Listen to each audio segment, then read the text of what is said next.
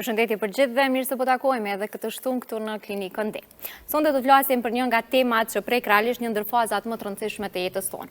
Është temë që prek çdo familje, çdo prind, sepse prek çdo fëmijë. Është faza e pubertetit, një fazë jetike, por ka raste që ditjet dhe e keq kuptuar. Apo rritën fëmijët tonë më herët se sa moshat e mëparshme? Është një ndër pyetje që rrallë herë kemi dëgjuar pikërisht nga prindërit. Apo hyn brezi i ri në fazën e pubertetit më herët se sa brezat e të kaluarës? Këto dhe shumë të tjera sonte do t'i kuptojmë nga doktor Uran Mehmeti, endokrinolog. Doktor, faleminderit që je në klinikën tonë sonte. Përshëndetje, faleminderit edhe juve për ftesën. Doktor, a fillojmë të na spjegu realisht çka është faza e pubertetit, qoftë nga ana mjekësore, qoftë nga ana hormonale?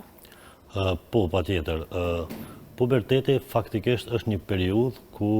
e kap pjesën adoleshencës, e cila domethënë nga faza prepubertale kalon në fazën pubertale, domethënë në aspektin është një proces biologjik që ndodh tek secili person edhe pak a shumë në aspektin mjekësor, domethënë mund ta trajtojmë si temë që kalohet domethënë çështje hormonale në këtë rast, domethënë kemi hormonin gonadotropin, hormoni i çlirues të gonadotropinave, që fillon sekretimi më shumë i tij, që domethënë prek faktikisht aksin hipotalamos, hipofiz dhe gonade. Kjo lidhet gjithashtu prej hormonit gonadotropin ose hormonit çlirues GNRH, siç e quajmë ne pak më ndryshe, mandej domethënë sekretohet edhe hormoni luteinizues dhe hormoni folikulostimulues, që e dim pak a shumë na si populli LH-ja dhe FSH-ja e famshme. Kështu që këto janë pak a shumë domethënë aksi hipotalamos, hipofiz dhe gonade, domethënë të cilat janë baza e sekretimit, domethënë fillon ai stimulimi i madh në këtë periudhë, edhe kjo pak a shumë domethënë mandej trajtohet prej hormonit LH, FSH, pastaj domethënë kemi pjesën e tek vajzat, për shembull pjesën e estrogjenit që sekretohet tek meshkujt të testosteroni. Domethënë kjo është ajo kisha me thonë piramida e sekretimit të hormoneve, të cilën veç fillon nga faza prepubertale në fazë pubertale, të cilat veç janë nisin ato simptomat e para tek fëmijët, domethënë tek fëmijët, po e them kështu, tek adoleshentët kisha thonë më mirë. Kështu që kjo është pjesa fillestare që duhet të dihet, që ta di faktikisht secili person, se nuk po mundem t'ju them si pacient, sepse nuk është sëmundje. Kjo është një proces që ndodh, proces fiziologjik, domethënë tek secili person, kështu që mos ta marrin me shqetësim pacientët, njerëzit e rëndomt, gjithkush, sepse thjesht është një periudhë që është kaluese, nuk duhet ta marrim domethënë me shqetësim, edhe duhet thjesht ta përcjellim deri në atë pikë kur nuk na bën probleme. Kështu që kjo është pak a shumë si pjesë hyrëse, domethënë që çka ndodh në këtë fazë. Në çfarë moshe zakonisht paraqitet ose fillon faza e pubertetit? Po, mosha faktikisht nuk është fikse, mirë po një moshë që është zakonisht tek meshkujt është nga 9 deri në 14 vjeç, domethënë vlerësohet si periudha pubertale, ndërsa tek femrat mosha është prej 8 deri në 13 vjeç. Mirë po nuk është fikse, domethënë varion nga po kjo është pak a shumë domethënë një moshë të cilën është pak a shumë si standarde, kisha pas me thonë. Ka raste të tilla kur ndryshon, për shembull, ndryshon periudha pubertale. Periudha pubertale për shembull zakonisht është prej 2 deri në 5 vite, mirë po kisha me thonë ndoshta është një fazë periudhë pubertale ndoshta më saktë 4 deri në 6 vite, domethënë që veç se prej fillimit e deri në fund, domethënë derisa del në atë stadin post-pubertal, kjo është pak a shumë domethënë po llogarisëm 4 deri në 6 vite. E përmendët moshën kur fillon puberteti, qoftë gjinia femrore, qoftë gjinia mashkullore. A ka raste kur fillon më herët dhe e kemi dëgjuar realisht si puberteti parakohshëm? A është pikërisht kjo kur fillon më herët apo çka nënkupton puberteti parakohshëm? Po, realisht është si puberteti parakohshëm, domethënë këto zakonisht ndodhin. Shiko, e para e punës duhet një emancipim pak më i madh, si në aspektin familjar, që do të thotë domethënë prindrit, duhet ta përcjellin fëmijën e vet, se si po ecën gjendja pubertale. Se ka faktor të ndryshëm, domethënë që japin te puberteti i parakohshëm, mirë po duhet edhe aspekti emocional i fëmijës le të jetë në momentin e duhur dhe në kohën e duhur nga ana e prindit, sepse thjesht puberteti parakohshëm, domethënë kisha pas me thonë kur fillon paramoshës 9 vjeç tek meshkujt, paramoshës 8 vite tek femrat, që ndodhin, zakonisht ndodhin këto shumë, nuk kisha me thonë shumë të shpeshta, po domethënë janë periudat, po, ka raste që ndodhin. Faza e simptomat, nëse dëshirojna me i cek simptomat, për shembull simptomat që janë më specifike, po marrëm tek femra, domethënë është ajo periudha e menarkës që shfaqet më herët, dhimbje koke ka, domethënë ka dhimbje koke, po foli si patologji tash po flas si patologji. Krymit e menarka, për me kuptu publiku, është cikli i parë menstrual. Po, cikli i parë menstrual, domethënë ndodh para moshës 8 vjeçare tek femrat, tash po dalim tek femrat, ndodh para moshës 8 vjeçare, kështu që është mirë me përcjell, është mirë me përcjell në këto raste nga ana e mjekut specialist në anën hormonale, duke përfshi domethënë të gjitha hormonet që vetë se pak ka shumë dihen, tash nuk po i cekit të gjitha, domethënë janë hormonet androgjenike, hormonet tiroidis, hormonet të mbiveshkorës, domethënë janë këto hormone që neve na japin një pasqyrë se ku është problemi ose nëse është problemi. Se ka fazë parapubertale, domethënë më falni, pubertet i hershëm, mirë po mund të jetë shumë normal pa simptoma, pa patologji. Ndërsa, momentin që kemi një dhimbje koke të vazhdueshme, po e theksoj prapë të dhimbje koke, për shkak se është një patologji pak më shpesh që ndodh,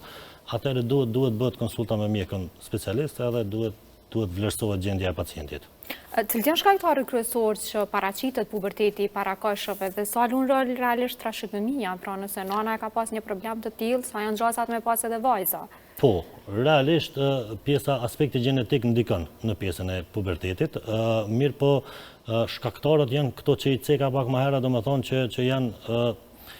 ndryshimet hormonale tek pacienti, menarket ose menstruacionet e para më të hershme, domethënë janë më të shumta, kisha me thonë, ose më të shpeshta, tash ka patologji të ndryshme që domethënë nuk mundemi mi cek tash secilin me radhë, mirë po janë disa 2-3 gjana të vogla që mundemi me pa, domethënë që e ceka pak më herët janë një dhimbje koke, një menarke pak më hershme, edhe një shkaktari ndoshta kisha me thonë edhe gjendja sociale, gjendja e pacientit sedentare, gjendja ushqimi, domethënë gjendja ushqyese ka rëndësi shumë këtë aspekt, po flas si pubertetin e hershëm, si pubertetin e vonë, domethënë ndoshta kishim me cek edhe pjesën e obezitetit që ndikon, po në vazhdimsi besoj që do ta sqarojmë edhe atë temë. Po, pra përveç pubertetit të hershëm kemi edhe pubertet të vonshëm. Po. Kur e quajmë pubertet të vonshëm? Puberteti i vonshëm gjithashtu, domethënë përderisa i kena caktuar pak a shumë ato moshat vlerave mesatare, domethënë që është nga 8 deri 13, atëherë puberteti i vonshëm tek vajzat në këtë rast është mbi moshën 13 vjeçare, tek meshkujt që është vlera referente mesatare, kisha thonë prej 9 deri në 14, atëherë mbi 14-15 vjet, domethënë është si puberteti i vonshëm. Çka deshta me cek tjetër edhe tek puberteti i hershëm, tash që kisha me thonë që është shumë e rëndësishme, duhet konstatohet edhe ajo mbyllja e epifizave kockore. Që nën kupton?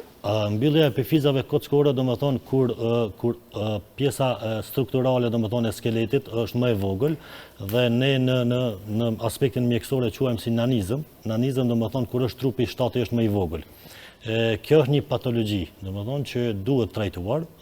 trajtuar si në aspektin hormonal, si në aspektin e pubertetit, kështu që çka kisha dash një diçka tek prindërit në këto raste, domethënë le ta shohin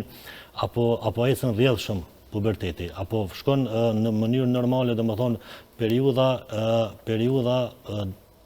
që thash periudha derisa të kryhet puberteti apo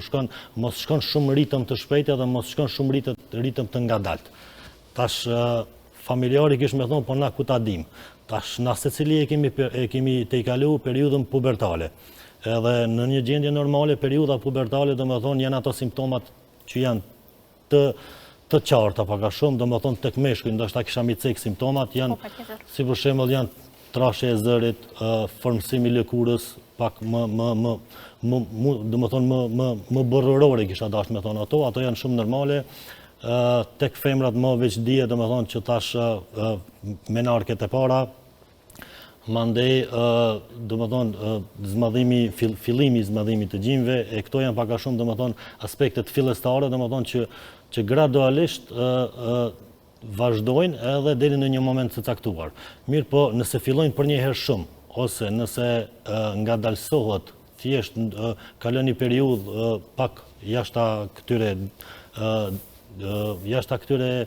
periudhës kohore që thash prej 9 dhe 14, mbi 14 vjeç ose mbi 15 vjeç, domethënë atëherë duhet marrët seriozisht edhe duhet trajtuar si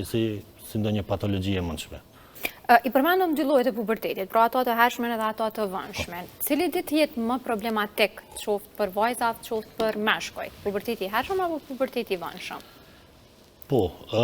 më problematik, nuk kisha me bo dallime, më problematik, për shkak se të dyjet në vlerën e vetë e kanë problematikën në fjalë. Për shembull, ai hershmi ka specifikat e veta që duhet trajtuar, po ashtu edhe ai vënshmi ka specifikat e veta që duhet trajtuar. Kështu që kisha me thonë me një balancë të ngjashme që janë pothuajse të dyja që duhet vlerësu aspekti, nëse është si srregullim, atëherë duhet trajtuar srregullimin, nëse është normale thjesht duhet në një mbikëqyrje si nga ana prindërve, si nga një rutinë mjekësore, domethënë kontroll specialistike, është e mjaftueshme për me vlerësu. Mirë po, nuk është që kisha bu një farë diferencë mes tyre cila është më e vështirë ose cila është më e rrezikshme, pasi secila e ka vlerën e vet të problematikës që duhet më trajtu normalisht. Unë në fillim të emisionit thash që një nga pyetjet që shpesh herë sot po e dëgjojmë është që apo rritën fëmijët tanë më herët se sa gjeneratat e kaluara. Çka po na kupton se apo hym fazën e pubertetit pak më herët në krahasim me fazën po supozoj të prindve tanë ose edhe gjeneratave ndoshta edhe më të reja se prindrit tanë, krahasim me fëmijët që sot i kemi. Po, është shumë e vërtetë. Domethënë që tash fëmijët në thojza po thojna pak më të rritun, pak më zhvillum, pak më sa është e mirë kjo, aq edhe na bën dëm neve. Arsyeja pse po ndodh kjo është për shkak se obeziteti kisha me cek, kështu pikërisht do të thonë obeziteti ose kequshqyrja e këtyre fëmijëve po na sjell me një parapubertet të hershëm ose pubertet të hershëm për arsye se ndikon domethënë direkt në aspektin e organizmit që do të thotë nëse një fëmijë nuk ushqehet si duhet, fast foodit ose gjanat e tilla, atëherë automatikisht ka me qenë një BMI e rritur, body mass indeksi është domethënë ajo që matet domethënë pesha trupore, indeksi i masës trupore, edhe me këto lidhet domethënë edhe gjithashtu domethënë nëse një fëmijë është obez, nëse një fëmijë është obez, atëherë ka më rrit masa yndyrore, ka më rrit niveli i leptinës. Leptina tash po du me cek, është një hormon që ndërlidhet me obezitet, kështu që krejt kjo është një zinxhir që neve na jep një far pasqyre jo të mirë, domethënë kequshqyrja edhe mungesa aktivitetit fizik, domethënë janë dy shkaktarët shumë kryesor edhe shumë të rëndësishëm që fëmijët nuk e kanë një përqindje, tash nuk po e marr të gjitha, një përqindje e konsiderueshme e kohëve të fundit, edhe kjo është arsyeja që ndoshta fëmijët puberteti po vjen pak më herët. Puberteti pak më herët nuk është i mirë, puberteti duhet të vinë kohën e duhur pak a shumë, kështu që kisha me thonë ushqimi ka shumë rëndësi, domethënë çka po merr, çka po ushqen, si po ushqehet fëmia, përveç ushqimit, gjendja emocionale e fëmijës. Domethënë nëse një fëmijë nuk shihet me kohë se si po edukohet, si po ushqehet, tash secili fëmijë mundohet me bë më të mirën secili prind mundohet me bë më të mirën për fëmijën e vet, por ndonjëherë indirekt edhe e dëmton atë. Kjo është domethënë edhe një arsye që vjen një moment ku ai fëmijë përveç që është obez, mandej ndikon edhe faza emocionale. Domethënë pse unë jam bë kështu, pse nuk po mundem unë si shokët e me vazhdu. Mandej është ajo periudha kur është faza e pubertetit, ku kjo është pika më kritike e secilit fëmijë, ku ndoshta e kam rri më herët, ose e kundërta ndoshta nuk e kam rri në kohë çata që e ka shoku i tij ose shoqja e saj. Edhe për çatë arsye, domethënë, duhet një edukim i mirë i prindërve ndaj fëmijës, se duhet bisedoj me fëmijët, çfarë do që t'jetë, domethënë nuk është marrën ditëve sotit me pyet vajzën për kohën e menstruacioneve, kur të kanë ardhur, atë kanë ardhur ose si janë, se nuk është më tabu kjo temë, dhe shumë mirë domethënë që po diskutohet, shumë mirë që duhet të diskutohet, sepse domethënë nëse na nuk e diskutojmë me fëmijën tonë një gjë të tillë, atëherë i bie që ne të e dëmtuar fëmijë, se ndoshta ajo ka probleme, ndoshta nuk guxon me i tregu prindit që ka probleme, edhe domethënë vjen deri te problematika e panevojshme, kështu që me një konsult me fëmijën, mandej me një konsult me mjekun specialist, atëherë domethënë kish me pas një zgjidhje shumë adekuate. Po i përmendim vajzat, kur është shqetësuese dhe realisht çka duhet na shqetësoj kur fillon faza e pubertetit, qoftë nga cikli menstrual, kozgjatja e tina, cilat janë disa nga problemet që mund të shfaqen e që vajzat ndonjëherë dinë edhe të mos i dallojnë, po theme. Po, realisht vajzat e marrin pak me një farë konfidencë, kisha dashur me thonë kështu, vajzat duhet të dinë rreth vetes pak më shumë. Vajzat duhet të dinë rreth një cikli normal fiziologjik në trupin e saj që është i ndodhur. Domethënë aspekti psikologjik, domethënë është numër 1 që duhet të dihet te ajo vajzë që veç e ka fillu, domethënë këtë farë periudhe pubertale. Një deri në 2 vitet e para do të jenë ciklet jo shumë normale, jo shumë të rregullta, që ka në të rregullta, mirë po nuk është diçka që duhet të shqetësohet me patjetër. Sigurisht që nëse është diçka që është e vazhdueshme, atëherë domethënë duhet trajtimi me mjekun specialist, mirë po duhet marrin informata, si nga prindi, si nga informacionet, tashmë informacione mund të marrin gjithka, kështu që nuk është diçka më tabu që e ceka pak më herët, thjesht duhet të di çka po ndodh me veten e vet. Janë gjëra shumë normale që ndodhin, është proces fiziologjik normal, edhe thjesht kaq, nëse nuk ka probleme të tilla jashtë këtyre që i përmenda, atëherë thjesht vazhdon deri në një moment caktuar, edhe rregullohen gjërat. Kështu që kjo është pak a shumë çka deshta me cek. Periudha e pubertetit realisht është si periudhë që kalon prej fëmije në adult. Është një farë periudhë transicione. Ju e përmendet që ndikon edhe ana emocionale shumë. Po kisha dashur normal pikërisht te vetbesimi që krijohen çdo raste edhe te çësia, te lidhja që duhet me pas prindi me fëmijën. E përmendet që duhet me komuniku sa më shumë me ta. Çka ndikon realisht? Po, realisht domethënë është ajo periudha tranzitore, kisha më thonë, domethënë kur një mashkull ose një femër kalon prej periudhës prepubertale në pubertet dhe fillon ai emocioni i vet fëmijës, po marrim tek meshkujt është një trashje e zërit ose një shtimi i qimeve edhe gjana, edhe ka raste kur këta fëmijë mund ta marrin edhe për keq në thojza, po e them, për shkak se ndoshta nuk janë të përgatitur ose nuk janë në momentin me mendimi vetë nuk është në kohën e duhur, momenti i duhur, apo kupton. Edhe në këtë aspekt çështja familjare ka shumë rëndësi, çështja familjare për arsye se duhet të bisedoj prindi me fëmijën e vet. Duhet të bisedoj dhe duhet ta inkurajojmë për këtë çështje, se është shumë diçka normale, është shumë një periudhë shumë e mirë e jetës, që ndodhin domethënë një fillim si në aspektin hormonal, si në aspektin njerëzor, të karakterit, domethënë personit, një personalizim i atij personi, edhe duhet domethënë ta trajtoj prindi shumë këtë çështje me fëmijën e vet, që është shumë e rëndësishme që mos ta marrin, se ka shumë raste që e marrin si me depresion këtë farë pune, mbyllen nëpër dhoma, nuk bisedojnë me shokët, nuk bisedojnë me rrethin e ngushtë, nuk bisedojnë me familjarët. Domethënë faktori kyç është prindi në këtë rast që duhet të bisedoj. Po them prindi, tash është familjari, tash mos të them kështu konkret, sepse kemi raste të ndryshme, familjari i ngushtë duhet të bisedoj me atë fëmijë dhe ta trajtoj si çështje, sepse nuk nuk duhet menjanu, nuk duhet neglizhu, sepse fëmija mund të vazhdoj drejt një emocionit të panevojshëm, drejt një aspekti që ndihet në faj, ndihet keq, ndihet kush e di se çka, kështu që është mirë me u trajtu, me u diskutu me të, domethënë familjari i ngushtë duhet ta diskutoj me fëmijën për shkak se mund të devijoj si çështje, kisha pas me thonë. Një prej miteve, se realisht tash nuk e di nëse është mit ose jo, për këtë ju kemi në studio dhe besoj që na sqaroni, është që kur të fillon faza e pubertetit, sidomos tek gjenia femërore, më pas vajzat nuk rritën. Në momentin që vija cikli i parë menstrual, vajzat më nuk rritën. Sa ekziston, sa është i vërtet realisht, kjo që na ndëgjojmë shpeshherë? Jo, realisht domethënë nuk ka të bëj cikli menstrual me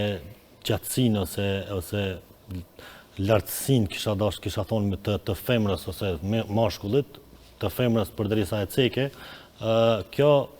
kisha thonë është një mit që nuk ekziston, kjo është më shumë në aspektin gjenetik, domethënë shtatlartësia e personit, pjesa e ciklit, pjesa e gjanave që ndodhen tek femrat janë shumë normale dhe nuk e penalizon asgjë, as lartësinë, nuk e penalizon as aktivitetin e atij personi, kështu që thjesht kryhet si proces, me atë periudhë sa ka më kry si proces, e kam fjalën për shtatlartësinë e personit në fjalë, edhe nuk ka të bëj me pjesën e menarkeve ose menstruacioneve, ose pjesën e pubertetit tek femrat. Një prej arsyeve pse çrregullimet hormonale, sidomos te vajzat i shohimi, është hormoni prolaktinos. Po. Çka është hormoni prolaktinos? Se na e kemi ndëgjuar si hormon që lidhet shumë me stresin, sa ndikon në paraqitjen më pas ose në mungesën e ciklit menstrual. Po, hormoni prolaktinës shumë mirë që po diskutohet në publik, shumë mirë që tash më vetë se njerëzit kanë fillu me bo analizën e hormonit të prolaktinës. Prolaktina, do më thonë, realisht ndikon si hiperprolaktinemi ose rritja e prolaktinës, kisha dashur me thonë, do më thonë, ka shumë faktor të ndryshëm. Shumë mirë që e ceki si temë, se është një temë shumë aktuale, kisha thonë me ata që kanë probleme, mund të vi prej shumë faktoreve të ndryshëm. Faktori kryesor i parë, kisha me thonë, është stresi, dhe me thonë që ndikon. Momentin që je në stres edhe nëse shkon me bëni analizë të prolaktinës, deri në një vlerë të caktuar kemi pas të rritun, jo kush e di se sa, po prap se prap, dhe me thonë, edhe në analiza laboratorike, ne i thojna pacientit, duhet pacientit jetë i qetë, edhe duhet bëhet analiza e prolaktinës, për arsye që mund të dim sakt nëse veç ka probleme me prolaktinën nëse jo. Mandej, ka shkaqe të tjera, do më thonë që vinë përveç stresit, që mund të shkaktojnë ndonjë tumor, ose çka do që qofë një prolaktinom që nuk dihet si në aspektin, do më thonë, në aspektin tash ka faktor të ndryshëm që duhet trajtuar ai pacient, nëse po flasim për vlera më të larta të prolaktinës, që din me shku 1.000, 2.000, 3.000, do më thonë me vlera referente që janë ato. Kështu që paka shumë fillon prej stresit, fillon prej faktoreve, edhe ndonjë tumor që mund ta ketë pacienti që nuk e din që e ka, ndoshta për një periudhë kogja të rritur, kogja të gjatë, po thjesht duhet një konsult me endokrinolog në kësi raste, domethënë për me specifiku, sepse nuk mund të them hiperprolaktinamia ka ardhur sakt prej stresit ose ka ardhur prej kësaj, pa e bo analizat hormonale domethënë në detaj që duhet, që ato që janë. Po kthehemi edhe një herë te faza e pubertetit. Si mund ta dim që gjithçka është në rregull? Sikur te djapt, sikur te vajzat. Pra gjatë kësaj periudhe, sa zgjat ajo, që gjithçka është në rregull. Nuk kemi nevojë më pas me u vizitu te një endokrinolog ose ginekolog ndoshta vajzat. Po, kur gjithçka është në rregull, kur një fazë pubertale është në rregull, do më thonë, e ceka edhe në fillim, do më thonë, është ajo periudha prej 3 deri në 5 viteve, eventualisht 4 deri në 6 vite, do më thonë që zgjatë si periudhë, nëse veç fillon në moshën 8 vjeçare deri në moshën 13 vjeçare tek femrat me ato simptoma që pak a shumë i cekën pak më herët, ose tek meshkujt, domethënë prej periudhës 9 vjeçare deri në periudhën 14 vjeçare me simptomat që janë pak a shumë që i cekëm, domethënë janë rritje të çimeve, rritje të organeve gjinitale, domethënë që tek meshkujt, gjithashtu edhe tek femrat, domethënë që kanë molla e Adamit se kanë qenë molla e Adamit, mashkullore. po e kanë pak një farë burrëri që ti e gjejnë veten, kështu që këto janë pak a shumë domethënë shenjat normale që janë, edhe nëse vazhdon me një ritëm shumë normal, që tash pak a shumë që ato që i diskutova pak më herët, domethënë jo nuk kryhet për një periudhë shumë shpejt, ose mbyllja e epifizave kockore që e ceka pak më herët është një diçka që na e vrejna pak më shpesh edhe më shpejt, që ajo është një faktor pak më kyç, domethënë si rregullim që kisha me thonë, dhimbje kokës e vazhdueshme. Tash femrat kanë krejt dhimbje kokë, dikush më të durueshme, dikush më pak të durueshme. Mirë po ka raste, jo ka raste, por shumicën e rasteve janë normale, thjesht duhet mu kalu një periudhë e tillë, kështu që kjo është ajo çka deshta me thonë. Edhe një diçka që deshta me cekë në këtë aspekt, tek pjesa e obezitetit që e cekëm pak më herët, tash mos të dalë prej temës në temë, mirë po deshta me cekë pjesën e insulinorezistencës, do me thonë tek ta fëmijë që po konsiderojmë që janë obez, me një BMI pak më të lartë, janë me një kështu pubertet më të hershëm, do me thonë është ajo periudha tranzitore, do me thonë relative e insulinorezistencës, që është kaluese, do me thonë me raste është e kalush, do me thonë e kaluese është pothuajse normale, kisha me thonë, tek një periudhë, ose tek një përqindje e personave, jo një afat gjate, kështu që duhet mbikëqyrur edhe kjo pjesë, do me thonë pjesa e insulinorezistencës, pjesa e obezitetit, do me thonë këto janë faktorët kisha me thonë që janë pak më të rëndësishëm që duhet me i pa tek një fëmijë. Do me thonë çka deshta me shtu kjo, dieta ushqimore, aktiviteti fizik,